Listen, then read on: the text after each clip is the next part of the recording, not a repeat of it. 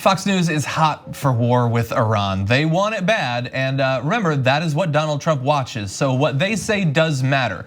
And since last night, those drums of war have been beating. We're gonna show you a couple different hosts from last night and throughout today on Fox News. We're gonna start though with Sean Hannity, who's on one when it comes to Iran, as you'll see. In coming days, we will know if the Mullahs are smart enough to take the opportunity, which is a small window. It may not even exist within 5 minutes.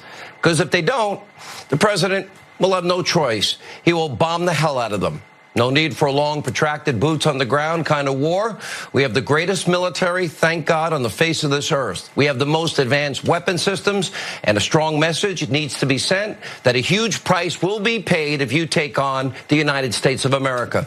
Simple peace through strength, and it works. Simple. That's the good thing about it. That million-person military that they have, you just bomb it for a day or two and you get everything that you want. Because that's worked so well in all our other recent wars. Yeah, Iran is 4 times the size of Iraq. And they have a very capable military, not only in fighting a traditional war where we would obviously have a massive advantage, but in fighting a guerrilla war. And they have Hezbollah and Lebanon that could strike different targets, including Israel. They have funded Hamas in the past, and they have a very capable Revolutionary Guard and a network of spies and people in their military ready to deploy all across the Middle East and all across the world. Yeah. So this insane idea of, we just bombed them. We don't even need boots on the ground. And what do you think happens next, Sean? You think they just surrender? Is that what happened in Iraq? Why did we stay there a dozen years? Why are we still in Afghanistan? What happened? You always said these are all simple. Why doesn't anybody ever say, now for Sean Hannity, everybody knows he's full of crap, but there's plenty of Republican senators and administration officials who say similar things. They go on TV and nobody ever challenges on them. Hey, Lindsey Graham, you said Iraq would be easy. And Iraq was an absolute unmitigated disaster. Remains so. And so doesn't that prove that you're an idiot and that you should not be trusted in any of these conversations? And hey, Lindsey, and all of you Republicans, Sean Hannity, how are you gonna pay for that? How are you gonna pay for a tremendous war? Iraq costs at least $2 trillion. What are you gonna take out of the budget? Hey, you know what? The tax cuts for the rich cost $2 trillion. You wanna bring those back? Do we have a deal? The rich give the $2 trillion back, and then we could have a conversation about you bombing Iran. Now, I wouldn't take that deal anyway, but you know what would happen with Hannity? No, not the tax cuts for the rich. Not that, not my beloved rich tax cuts. No way, right? Oh, you see, it's not cost free. And so please, look, even if you're a right winger, you know that what Hannity said is total idiocy. You know what happened in Iraq, you know what happened in Afghanistan, you know what happened in Vietnam. This idea of, we'll just carpet bomb them and everything will be fine. It is just about as dumb a thing as you could possibly say, which makes sense since Hannity said it. Exactly. They're just sounding more and more alike. I mean, we know they connect, they chat on the phone, Trump and Hannity, but I mean, they literally are using similar words, which is really, really scary. It's super irresponsible of Hannity to say that. We know that he does these things, he says these things, but we're talking about a war. And those few seconds from his show to basically instigate the idea that we should have a war is so irresponsible from a media and journalistic standpoint, let alone the actual concept of it. It's also bizarre. I know this is a weird point, but it's bizarre that like you get in trouble if you yell fire in a crowded theater. You get in trouble if you inspire people to riot and someone gets hurt. But you can just lie viciously to start a war, and it's totally cool. They'll pay you millions of dollars every year to do it. Like, does he? I would love for him to just, if you're hearing this, Sean, can you just acknowledge that you know that anti-air defense exists, that planes are not immune to any kind of incoming fire, that there are missiles, flak cannons, a variety of planes that Iran has? He really does seem to think that once you get above 20 feet above the ground, you are immune to any sort of counterfire. Yeah, they feel invincible, and that kind of arrogance, you know how it ends. Well, actually, we're gonna have a little bit more of the invincibility argument in just a second, but I want a little bit more of Hannity because Geraldo actually argues with him against a war with Iran, as you'll see. Geraldo, they shot an American drone out of the air. They're not getting away with it. Well, Sean, if indeed the drone was over Iranian airspace, then it's not a question of getting away with it. It's a question of self-defense. Wait a minute. The president was very clear. We pinpointed the exact location. It's the truth. Let's see their proof. Let's see their proof. Let the international community see their proof. Let them see our response. Truth matters here. Facts matter. We should not rush into another disastrous military conflict. How many times do we have to go down this road? How many American lives have to be lost for nothing? You didn't listen to my monologue. I did What 12 did I combat say? assignments nearby in Iraq, 12 others in Afghanistan. I've seen the suffering of our GIs in combat. At least let's prove that they were in the wrong. Geraldo, I never said boots on the ground. I said just the opposite. And this president was clear. He does not want these foreign entanglements where young Americans, like 58,000 dead in Vietnam, and all these kids that died, they didn't even have up-armored Humvees in Iraq in the early days, door to door. Those days are over because Washington can't fight a war without politicizing it. But if you shoot an American missile or drone out of the air and you attack tankers in the Straits of Hormuz, you're going to get the living crap bombed out of you. I mean, I know that he's stupid. I know he's a propagandist, but I love him invoking the specter of the war in Iraq to get us into a war with Iran. Does he remember who started that war? Does he remember how we were lied to begin that war? How we were specifically told that it would be easy, couple weeks, in and out, no problem. And did he support that war? Did he do hundreds or thousands of broadcasts in defense of that war? I know who lied us. We remember this. It wasn't that long ago. Yeah, one of the guys who lied us into the Iraq war was Sean Hannity, and he's doing it right now with the Iran war. You just saw it with your own eyes. So, by the way, was the drone in Iranian waters or international waters? So the Iranians put out video of the drone parts shot down in their waters, okay? So then America said, oh yeah, we counted that with the flight plan of the drone that shows you that it was in international waters. And people looked at it and they're like, it doesn't show that at all. This is a totally incomplete flight plan, and it doesn't show that you're in international waters. What are you guys doing? If you're gonna put out something, at least have it seem like it makes your case. Awesome. It was clownish as always. And so he's lying that it was in international waters, and he's lying that the Iranians bombed those ships in the first place, the Japanese and Norwegian one. Eyewitnesses completely contradict the story of the Trump administration on how those ships were bombed in the first place. Again, lying us into war. Right.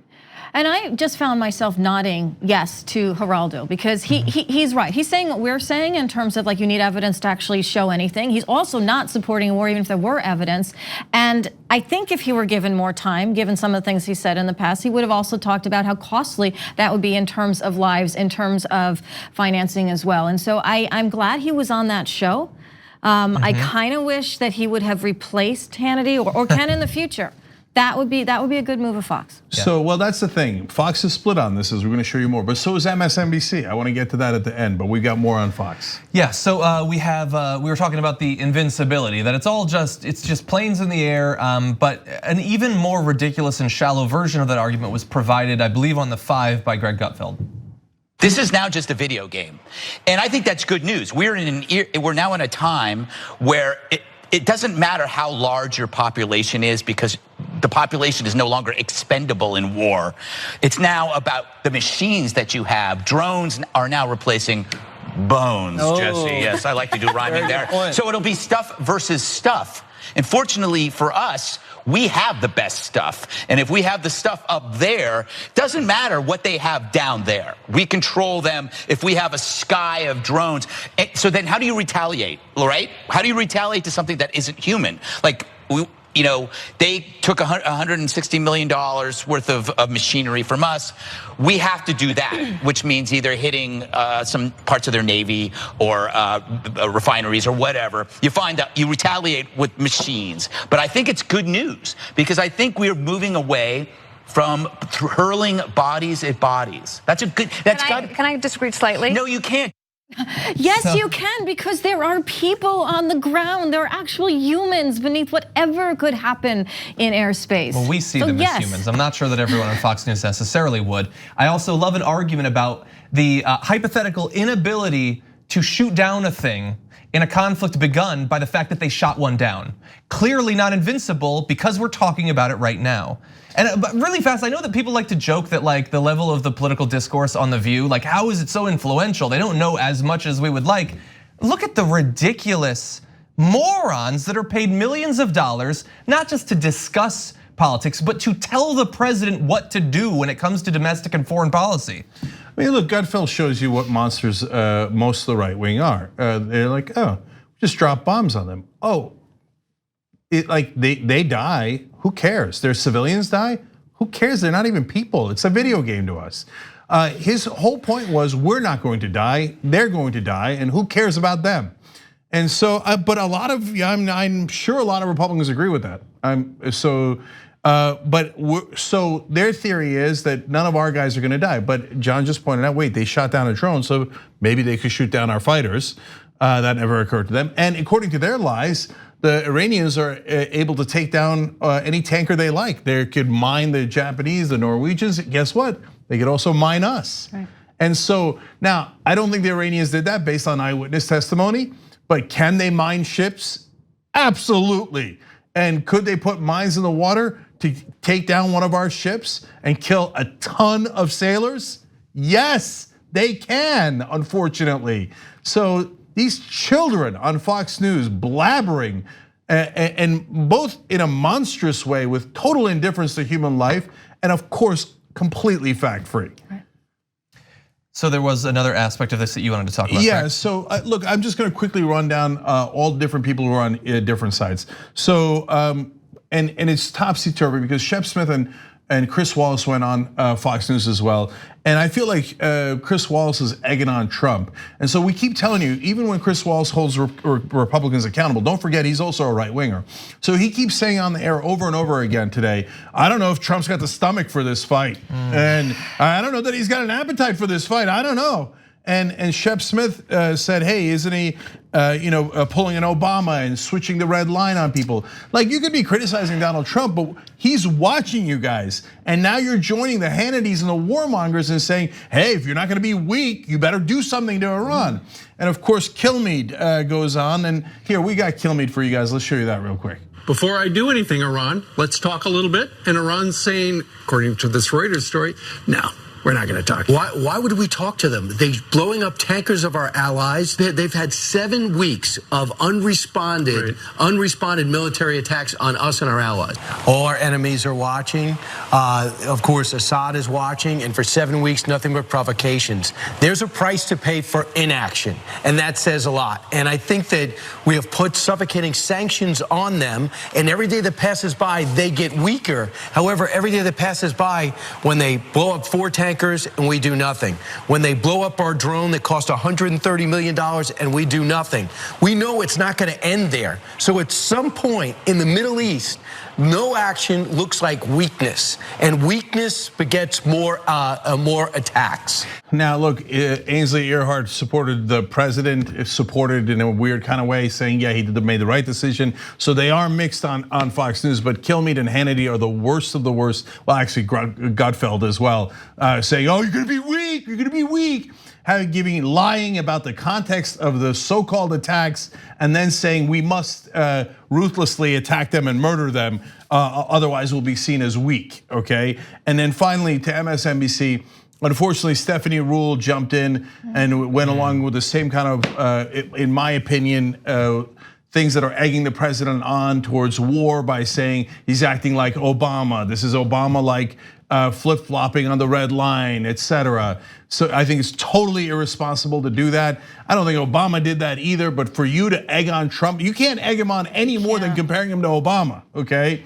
And then, to be fair, John Brennan, who drives me crazy that he's a contributor on MSNBC, in my opinion, as right-wing a Democrat as you can get as part of the national security state, has lied over and over again. But now he shocked me by saying Trump did the right thing and we should not go to war with Iran.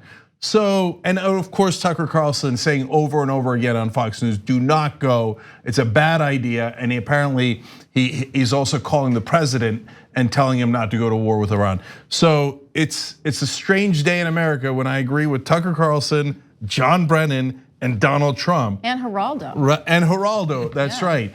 But last thing, guys, there's a lot of progressives online who are like, in an effort to criticize Donald Trump, are backing some of the warmongers. Don't do that. That's a really, really bad idea. It's one thing to have legitimate criticism, as John did earlier in the show, pointing out the timeline doesn't make sense, etc. It's another thing to prod him going, oh, you're weak. You don't have the stomach for the fight, ha ha. No, this is not the issue to do that. If you're a progressive, we are against idiotic wars in the Middle East that are gonna get potentially millions of innocent civilians killed. On the go? Don't worry, we got you covered. You can still listen to TYT at our new podcast network. Find us on Apple Podcasts, the Google Play Store, or at tyt.com/podcast.